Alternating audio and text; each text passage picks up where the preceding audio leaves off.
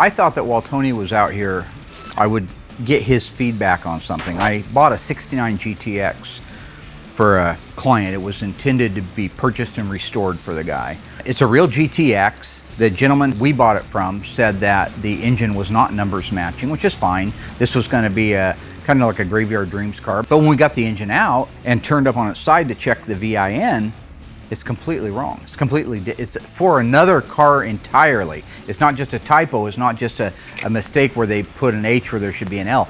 It was a complete mistake. So that's why he's out here. I want to get his opinion. I want to DNA this thing. I want to investigate what's happening, why it's happening, and get his feedback. You know, you've seen a lot of engines. He was doing this before I was. So 1969 Plymouth GTX. What was the standard base engine in that model? 444 barrel high performance, 375 horse Super Commander. What engines were available optionally on the 69 GTX? Only the 426 Hemi. What was the alphanumeric code for the 426 Hemi in 1969? In the VIN? In the VIN. J. Yeah. What's the alphanumeric code for the Super Commando 440 in 69? L. Okay. Could I have, if my uncle was working at the Dodge plant putting these engines together or wherever that was, and I wanted a 383 in my 69 GTX. Got all the money in the world, plus my uncle works there. Could I get it? Would they do it? You couldn't order it like that. The assembly line would not put a 383 in a 69 GTX. No, I can't see how. When you look at this plate, this machined off area, this ID pad, what do you see? What are these first numbers you see? Letters and numbers. Okay.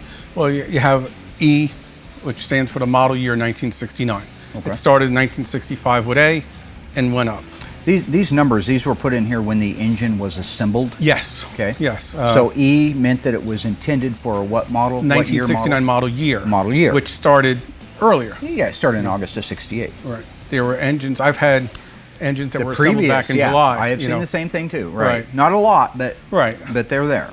So E, and then the next three are 440, the engine cubic inch displacement. Inches, yeah. Okay. Down here in the bottom, the first number is a 8. And what does that represent? August. August. Built in, engine was assembled in August of 1968. Right. And then what day? 13th. 13th day. And what do these two say and mean? HP means that it was assembled as a high performance engine. So that means it got higher compression pistons, different camshaft. But the carburetor, the camshaft, the windage tray, exhaust manifolds, valve springs, distributor. So they needed to let everybody know as they built this engine out that it was designed to go in an HP. Right. And is a GTX a high performance car? Of course, yes. In 1968, was that the first year they started putting the vehicle identification numbers on the engines? Yes, 68 was the first model year that they started putting the Carz VIN number on the engine. And how many of the 13 characters? It'd be the last 8. The last 8 of it. The last 8. I have the year, the assembly plant, and then the 6-digit sequence number. For the car. But in 68, they were on top of the back of the motor. They stamped it right back here. Which right, in the rough casting. Very hard to see. Hard to read. Hard to see in the car. Right. Hard to see in the car, and even out of the car, you're struggling because it's on a rough cast. Okay. So that was the first year they put the VIN on the block for Chrysler. In 1969, did they continue to put the VIN on the block? Yes. 69 is a weird year for that. Okay. In 69 model year, they had the full VIN, all 13 characters, in order. So cars that were produced from, say, the beginning of August when the manufacturer started building them, somewhere through, let's just say mid-year. Yeah, probably around, I think January is the cutoff. They didn't just put the last 8 characters. No, they had the full VIN. So put the full you could tell it was a 2-door, a 4-door, a convertible. Got it. Yeah, you actually knew what it came out of, not just what assembly plant it was at. Right. Okay, you want to come on around here and we'll take a look at this thing. Have you ever seen anything quite like that? No. Not quite like that. You've seen mistakes. Have you ever seen, and I'm not even going to say that's a mistake at this point. I want you to tell me what you're seeing right now. Well, at a glance. Well, it's a full VIN. It's a full vehicle identification number. But it's a full VIN for a 383 Super B. But 383, H is the VIN code. I mean the engine code. For a 383. For a 383 high performance in 69. What's WM? Right, the W is the coronet body style. Coronet body style is represented by the W. Right. M is the medium price range, which in the coronet body means it's a Super B. Okay. 23 is 2-door hardtop. Okay. H is 383 high performance, How many horsepower? 335. 9 is the model year, 1969. G is the assembly plant, which is St. Louis. And then the sequence number, the VIN to the car, 108614. Okay. If you were to raise this up in the air and only have the ability to look at it from the bottom, maybe you couldn't even see the casting numbers very well, and you saw that stamped in there, you'd think you're looking at a Super B, a 69 Super B. If you didn't know anything else, if I just brought you out with blindfolders and I said, look at that number. Of course. Of course, right? That's what it calls out. But we've already established it's a 69 GTX, which is 440 is the only standard engine in it. Hemi is optional. Right. Okay, here's where things get weird. We've seen situations where one letter is either omitted, 2 letters are transposed, sometimes more than that, maybe 3 letters. These are human beings that are doing this. But this guy not only put a full vehicle identification number to a 1969 Dodge Super B with a 383, which was the standard engine. Right. That same crack shot, amazing person, take a look at the transmission that was bolted up to it. WM 23 H9G 108614. So not only did he stamp the engine, which is a 440 and could never be mistaken with a 383, I guess, unless you were drinking a little bit on the assembly line, but he carried it into the transmission. It should have, this car being very early, the full vehicle identification number to the GTX. Which would have been like an RS23L9. Yeah. I believe, and you know these parts a little bit differently and better in some ways, I don't mind admitting that. The actual transmission part number, 2892093, is the same for a 383 HP and a 440 HP. And an A12 car also, yes. An A12 would have got it as well. So we know the engine's correct for the car. We just have a discrepancy here in the vehicle identification numbers. Yeah, I'd like to see what the 10,000 day calendar decodes to as far as the date the transmission was assembled. Because when was the engine assembled? August 13th. August 13th of 1968. So this should be in the same process. So we would think that this one would have been about the same time. Right. All right, let me get my book and we'll check it out. Since Tony's here anyway, I've got an engine I've been working on that's a true mystery. We just haven't quite figured out how could this have happened. So the part number is a... Right, the cast number is the 2892093. I think they started to use it in 68. They did, you're right, yeah. 1968 B and C body, 440 and 383 HP. They're saying 440 late. And then same part number, 2892093. So basically, as far as our 69 model year goes, it was the only transmission they offered behind a 383 and a 440, an automatic. But this is the correct transmission assembly number to go into our 69 GTX. Absolutely. All right, now the 10,000 day calendar. 2568. 2568. 2568. It's all right. August 8th. Fits right in with the motor. Within 5 days of each other. Built on August. Just to be clear, this transmission was assembled August 8th, 1968. And it could have been the next day they finished it or the day before, but that's the time zone. And then August 13th. 5 days later. 5 days later, they assembled the engine for it. What's the sequence code at the end? 108614. Here's the VIN off of our 1969 GTX. Not only did they put a 69 Super B vehicle identification number on it, but they gave it the sequence number for the 69 GTX. So it's so it's got the right VIN. Absolutely, except for what it came out of and went into. I haven't seen one with that many mistakes on it in all my days. I've seen a lot of stuff, but I haven't seen one like that. With you there, I have a question for you.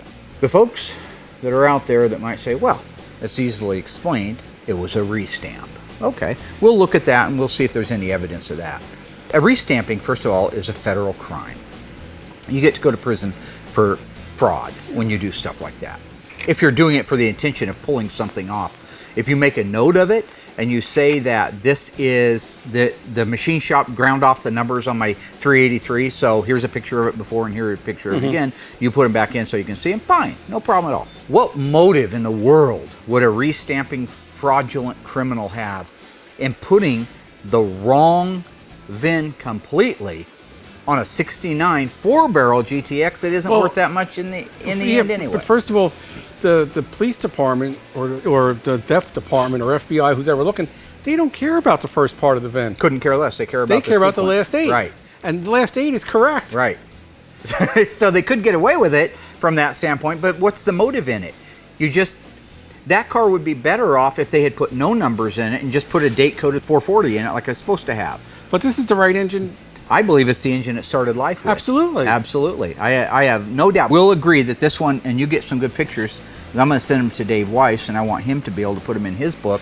Oh, yeah. As an example, don't freak out when you see something like this. Never say never. Never say never.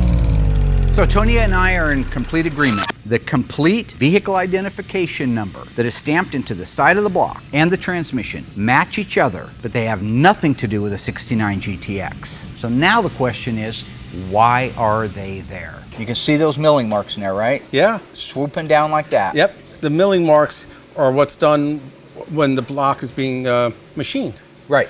So that's there. And those marks are, pretty specific, I guess. I would say so. It's not what you would get today at a machine shop. I'm not saying it couldn't be duplicated, but again, I can't see any motivation for this. This is a freak. It's a freak. It's a freak. It really is. The guy on the assembly line could have been drinking. It's always possible. Or he could have been in a hurry, or just plain not paying attention. I've seen double stamps and triple stamps because somebody did something wrong. I've seen them stamped up above. I have too. I've seen them in that boss. Yep, absolutely. But to see that like that, the guy was reading some kind of a work order that called it out. To be super critical, I could say the pad seems a little thin, but again, it's just probably you look at 10 different engines and they're not going to all be exact. The depth from the boss that they went down like this area right here. Right. It looks like this may have been machined a little bit more than some others. Here's a 70. Now it's a 70, so it only has the last 8 characters. But look at the depth. I see what you're saying. The depth of this mill is definitely shallower. That's a little extreme, but still, it doesn't make it not correct. It just, when you see something odd, you're overlooking for stuff too. But the marks in it are consistent with that 10-inch mill head. Yes. So if somebody went later and they ground it down to stamp new numbers into it, you'd lost those milling marks. Right. So the mill made those marks. That is the way the height of that boss. And one thing, the fonts are a little bit different from Lynch Road than they are at St. Louis. Yes. It was just an old-fashioned screw-up. That's all it was. So this is just a freak of nature, or a freak occurrence. It is. Because you have the correct last 8 of the VIN, which is really the most important part. That's the money stuff. That's what's on the end. That's what's on the body numbers. That's right. That's what the hidden number behind the core support and the trunk lip on a B body and upper cowl and right. core But that's what support on law a B body. enforcement cares about. That's the last 8. At the beginning, they don't care what engine it came with. They're going to check it. They're going to read those off, and it's going to match. So what do we think happened? I would say, well, the guy screwed up. The guy who was stamping made a screw up. Now, whether the previous car was from a 383 Super B, and for some reason he just changed, the last 6, or maybe the Super B was ended in 613, and he goes, okay, I'll just change to 614. Next car, boom. Is there a chance there's a 69 Super B 383 car built at St. Louis that could have the VIN on the 383 stamped with this car's VIN? I don't believe so, no. I think that would have been caught. Because think about the location of the pad alone, something would have stopped them, right? Yeah. They're stamping in E383 down here. Oh, right. Yeah, Well, this was done, you see, this stamp was done, what we're looking at on top here, that was done at the engine assembly plant. I assembled the engine, I'm the last guy on it. That's what boom, I stamped it. Right. Now it gets shipped off to St. Louis. Right. So now the St. Louis guy gets it.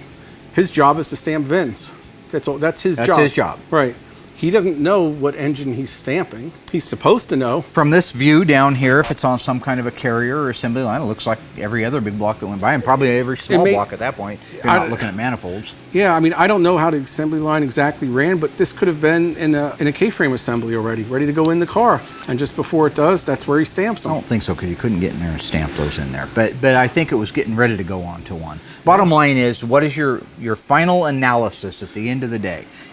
I'll say correct numbers matching engine, freak stamp. Yep. But because the last 8 matched the car, I'm going to say it matches. And 108,614 is awful early. Oh, yeah. Probably very much made in August. Hands down, yeah, that falls in perfectly. So it all adds up to the fact that it was a mistake on the assembly line. Yeah. Is what it is. So it actually kind of makes it cool. Yeah. It's not a cubic dollar car where you just have to flying Jesus to give it something. I mean, it's a great car, And it's a conversation piece. and it's a great conversation piece. You So know, I'm sure the owner will have pictures of the VIN on the windshield of his prepared car. for everybody Yeah. that's ready to call it a non-numbers car. That's okay, neat. That's cool stuff. Good job. Well, you're probably getting hungry, huh? I got plenty of reserve. I'm good. You're looking good, T. Did you lose a couple pounds? Yes or no? The truth. Well, Here's what I do. I usually wear a bunch of extra padding, and then when I say I've lost weight, I take it all There you off, go. and I go, yeah, I've been working out this summer. I'm getting huge. Hello, ghouls. Mark Warman here, the Ice Tray from Graveyard Carz. If you enjoyed this video, be sure to like it, drop a comment down below, and subscribe to our channel. We have fantastic stuff coming up, and some of it you've never seen before. I gotta go insult people. Hey, Alice!